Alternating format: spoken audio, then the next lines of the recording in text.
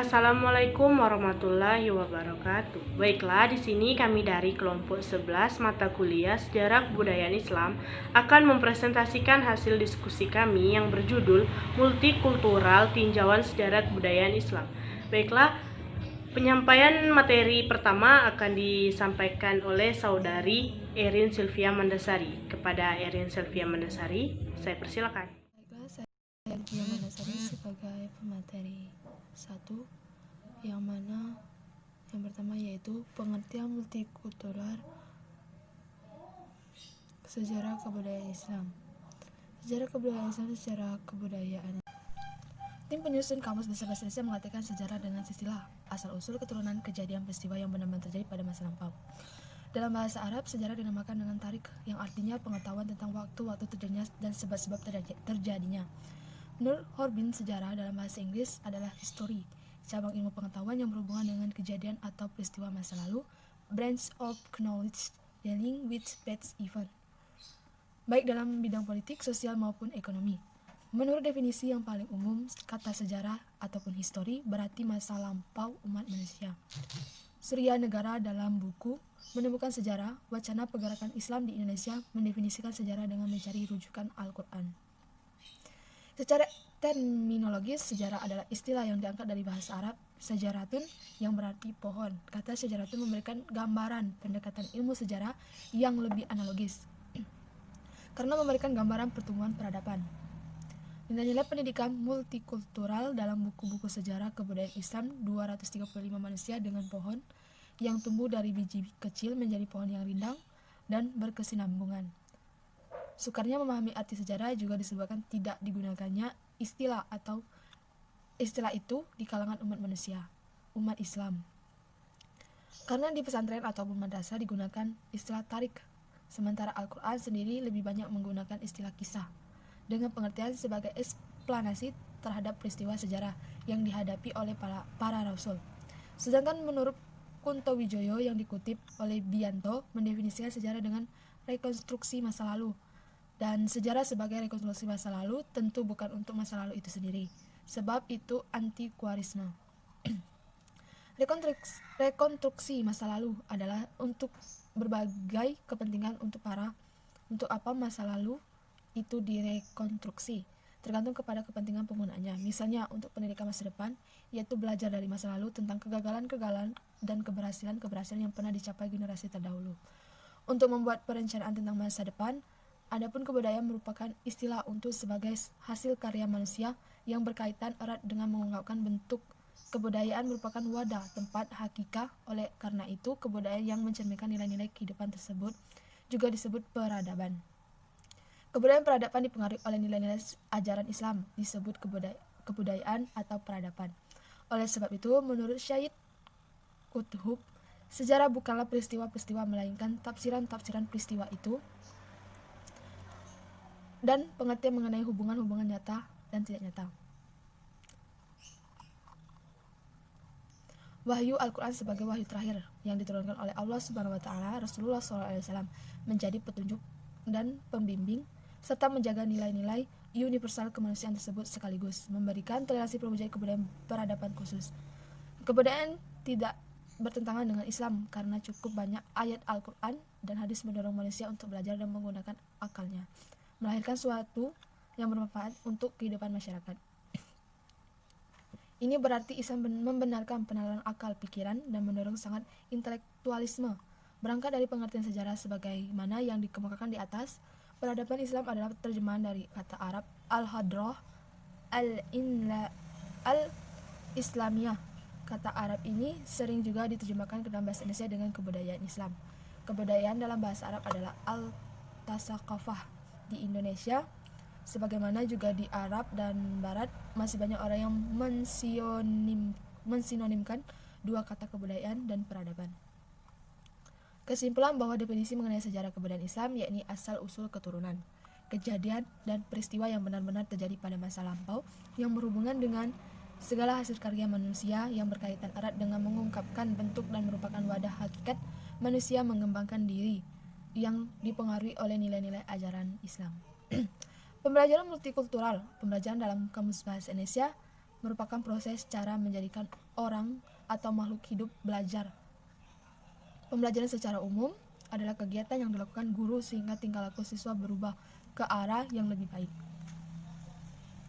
Pembelajaran adalah upaya guru menciptakan iklim pelayanan terhadap kemampuan potensi, minat, bakat, dan kebutuhan siswa yang amat beragam agar menjadi interaksi optimal agar antara guru dan siswa serta antara siswa lainnya. Pembelajaran merupakan bagian atau elemen yang memiliki peran sangat dominan untuk mewujudkan kualitas baik proses maupun lulusan output pendidikan. Pembelajaran juga memiliki pengaruh yang menyebabkan kualitas pendidikan sangat rendah. Artinya, pembelajaran sangat tergantung dari kemampuan guru dalam melaksanakan atau mengemas pembelajaran. Baiklah, yang kedua yaitu nilai-nilai pendidikan multikultural. Secara umum, nilai sering dikaitkan dengan etika dan moral. Kendatipun ketiga term tersebut sesungguhnya sangat berbeda pada sisi penekanannya. Adalah benar bahwa bukan di sini tempatnya untuk menjelaskan secara tuntas ketiga istilah di atas. Islam sebagai suatu perangkat ajaran dan nilai meletakkan konsep doktrin yang rahmat li al-alamin sebagai ajaran yang memuat nilai-nilai normatif, maka Islam syarat dengan ajaran menghargai dimensi plural multikultural. Begitu bagus dan indahnya Islam dalam memandang menempatkan martabat dan harkat manusia, baik sebagai makhluk individu maupun sebagai anggota sosial. Penanam nilai-nilai multikultural dalam dunia pendidikan menjadi sebuah ide keragaman ide pendidikan multikultural tersebut akhirnya menjadi komitmen global sebagai direkomendasi UNESCO pada bulan Oktober 1994 di Jenewa. Rekomendasi itu diantaranya memuat beberapa pesan sebagai berikut. 1. Pendidikan hendaknya mengembangkan kemampuan untuk mengakui dan menerima nilai-nilai yang ada dalam kebinekaan pribadi, jenis kelamin, masyarakat, budaya, serta mengembangkan kemampuan untuk berkomunikasi, berbagi, dan bekerja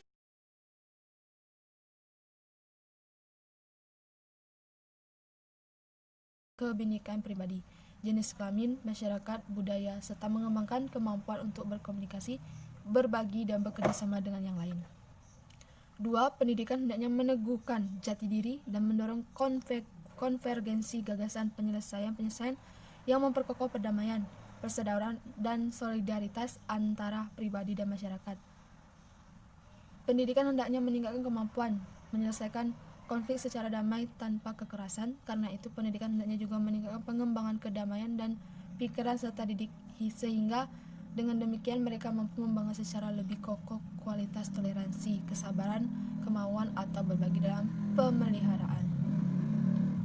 memelihara peristiwa-peristiwa. Baiklah, untuk selanjutnya yaitu peristiwa-peristiwa multikultural sejarah kebudayaan Islam. Terdapat berbagai pandangan ahli yang menggambarkan kondisi keyakinan yang dianut penduduk Arab pada masa sebelum kedatangan Islam. Seperti yang dikutip oleh Abdul Aziz, apapun pendapat para ahli pada masa menjelang kedatangan Islam masa jahiliyah, bahwa orang Arab digambarkan menganut beraneka ragam agama dan kepercayaan.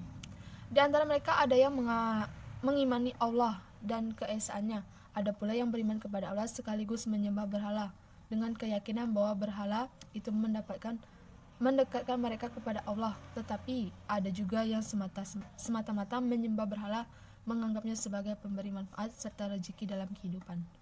Di antara mereka ada yang memeluk agama Yahudi, Nasrani, dan Majusi, sebagai mereka tidak menentukan sikap dan karena itu tidak mengimani apapun.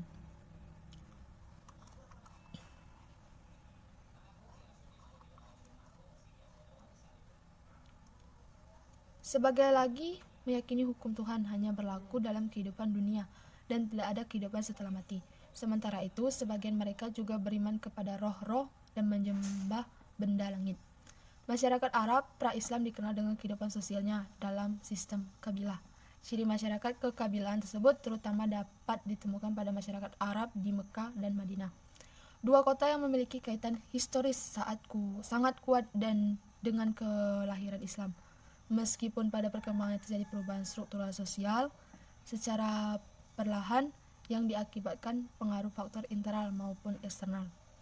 Hal mana kabilah tetap merupakan unit politik utama di kedua kota itu, hingga kelompok sosial antara kabilah bersifat terpusat di tingkat kota, baik di Mekah maupun di Madinah.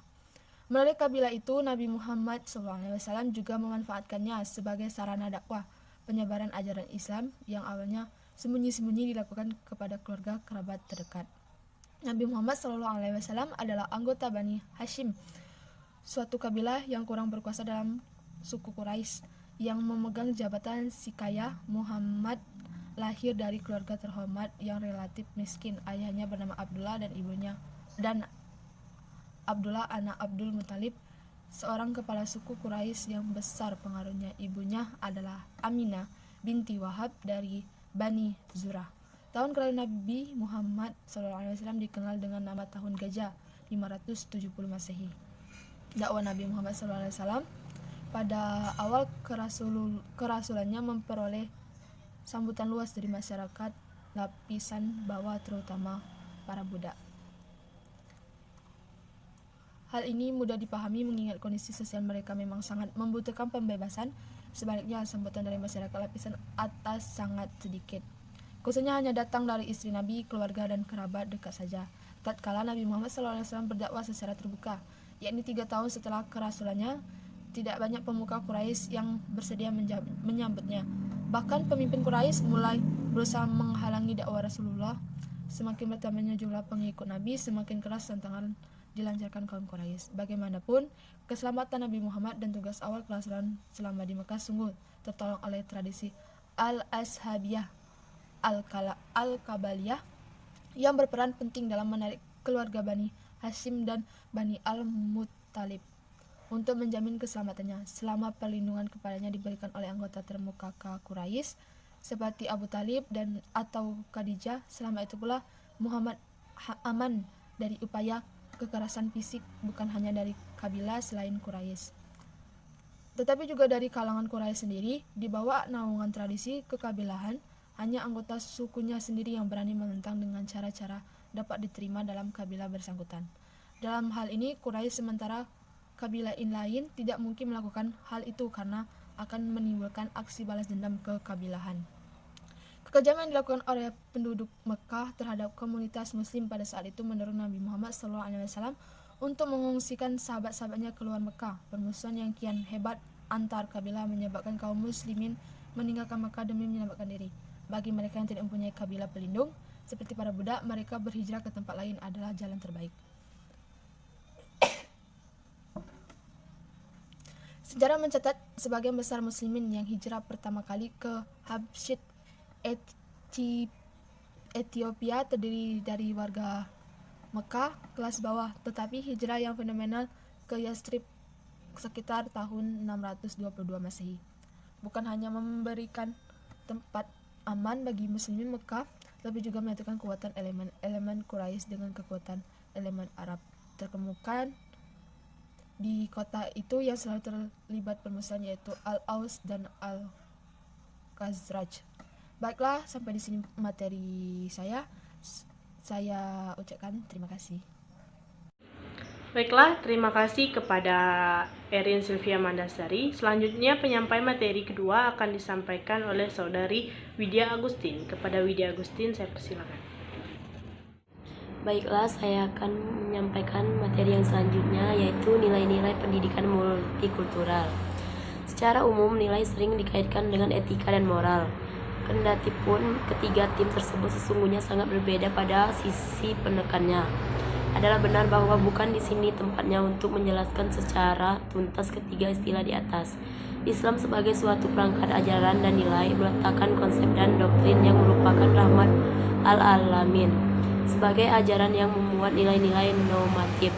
Maka Islam serat dengan ajaran yang menghargai dimensi plural multikultural. Begitu bagus dan indahnya Islam dalam memandang dan menempatkan martabat dan harkat manusia, bagi sebagai makhluk individu maupun sebagai anggota sosial. Penanaman ide yang tepat dapat alternatif untuk mengurangi permasalahan akibat dari keagamaan. Ide pendidikan multikultural tersebut akhirnya menjadi komitmen global sebagaimana direkomendasikan UNESCO pada bulan Oktober 1994 di Jenewa. B. Peristiwa-peristiwa multikultural sejarah kebudayaan Islam. Terdapat berbagai pandangan ahli yang menggambarkan kondisi keyakinan yang dianut penduduk Arab pada masa sebelum kedatangan Islam, seperti yang dikutip oleh Abdul Aziz. Apapun pendapat para ahli, pada masa menjelang kedatangan Islam, masa Jahiliyah, bahwa orang Arab digambarkan menganut beraneka agama dan kepercayaan. Di antara mereka ada yang mengimani Allah dan keesaannya. Ada pula yang beriman kepada Allah sekaligus menyembah berhala dengan yakin bahwa berhala itu mendekatkan mereka kepada Allah. Tapi juga yang semata-mata menyembah berhala menganggap sebagai pemberi manfaat serta rezeki dalam kehidupan. Masyarakat Arab Islam dikenal dengan kehidupan sosial dalam sistem kibilah. Ciri masyarakat kekabilahan tersebut terutama dapat ditemukan pada masyarakat Arab di Mekah dan Madinah, dua kota yang memiliki kaitan historis sangat kuat dengan kelahiran Islam. Meskipun pada perkembangan terjadi perubahan struktur sosial secara perlahan yang diakibatkan pengaruh faktor internal maupun eksternal, hal mana kabilah tetap merupakan unit politik utama di kedua kota itu. Hingga menjelang kedatangan Islam, tidak ditemukan kesatuan unit politik atau kelompok sosial antara kabilah yang bersifat terpusat di tingkat kota, baik di Mekah maupun Madinah. Khususnya hanya datang dari istri Nabi, keluarga dari kerabat dekat saja. Tatkala Nabi Muhammad SAW berdakwah secara terbuka, yakni 3 tahun setelah Rasulullah, tidak banyak permukaan Quraisy yang bersedia menyambutnya. Bahkan pemimpin Quraisy mulai berusaha menghalangi dakwah Rasulullah. Semakin bertambah jumlah pengikut Nabi, semakin keras tantangan dihancurkan kaum Quraisy. Sejarah mencatat sebagai besar Muslim yang hijrah pertama kali, Habsyi, terdiri dari warga Mekah ke bawah, tetapi hijrah yang fenomena ke Yasrib sekitar tahun 622 mm bukan hanya memberikan tempat aman bagi Muslim Mekah, tetapi juga menyatukan kekuatan elemen Quraisy dengan kekuatan elemen Arab terkemuka di kota, yaitu selalu terlibat permusuhan, yaitu Al-Aus dan Al-Khazraj. Selain sebagai kota suci yang ditunjukkan Allah SWT, keistimewaan Madinah bukan terdiri begitu saja, akan tetapi melalui proses transformasi sosial yang tidak sederhana. Setelah mengganti nama Yasrib dengan Madinah, Nabi kemudian melakukan pemetaan dan sensus penduduk. Barangkali ini merupakan sensus penduduk pertama di dunia. Cerita multikultural sejarah kebudayaan Islam. Lebih lanjut, pendidikan multikultural pertama menitik keberangkatan pada pemahaman dan upaya untuk hidup dalam konteks agama dan budaya, baik secara individu maupun secara kelompok, dan tidak terjebak pada rimbonisme dan ekstremisme kelompok agama atau budaya sempit. Sejumlah buku-buku pelajaran di masyarakat aliyah tidak jarang ditemukan materi yang biasa produk dan bermuas kekerasan, seperti antara lain tertulis dan buku pelajaran sejarah kebudayaan di bawah ini. Menuju ke desa Badam Simpulan, negara dan agama sudah seharusnya tetap menjalin komunikasi dan sinergi dalam mengolah realitas multikultural di negeri ini. Komunikasi merupakan jalan dialog sebagai upaya saling mengenal dan memahami maksud, tujuan, eksistensi, dan relasi agama negara. Hal itu juga merupakan sinergi sebagai gerakan bersama dalam mewujudkan cita-cita masyarakat berkeadilan dan berkesyaratan sesuai visi Undang-Undang 1945 dan Pancasila. Baiklah, cukup sampai di sini hasil presentasi dari kelompok kami. Saya ucapkan terima kasih banyak kepada teman-teman atau para pendengar. Semoga apa yang kami sampaikan tadi bisa bermanfaat bagi yang melihat. Baiklah, saya akhiri. Wabillahi taufiq wal hidayah. Wassalamualaikum warahmatullahi wabarakatuh.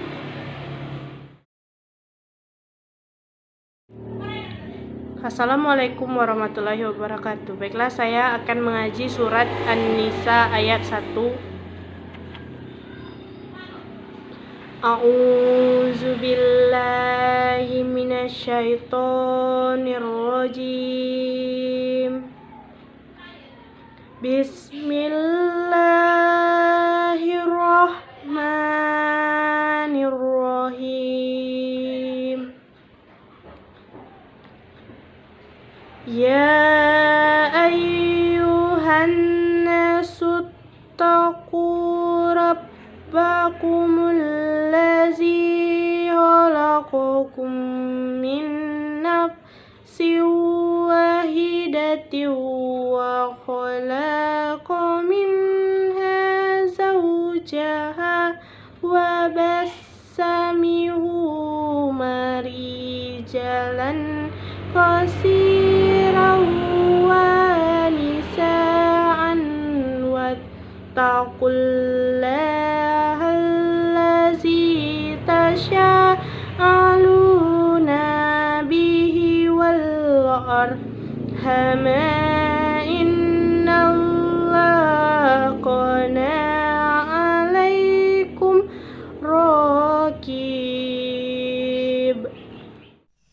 Assalamualaikum warahmatullahi wabarakatuh. Saya Erin Sylvia Mandasari akan membacakan surah An-Nisa ayat 1 sampai dengan 2. A'udzu billahi minasy syaithanir rajim. Bismillahirrahmanirrahim. Ya ayyuhan nasu ttaqu rabbakumul ladzi khalaqakum min nafsin wahidatin wa khalaqa minha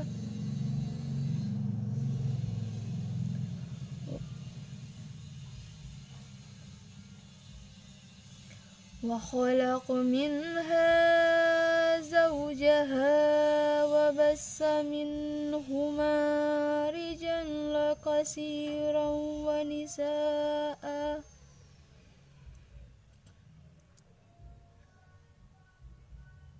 واتقوا الله الذي تساءلون به والأرحام إن الله كان عليكم رقيبا وآتوا اليتامى أموالهم ولا تتبدلوا الخبيث بالطيب ولا تأكلوا أموالهم إلى أموالكم إنه كان هوبا خبيرا.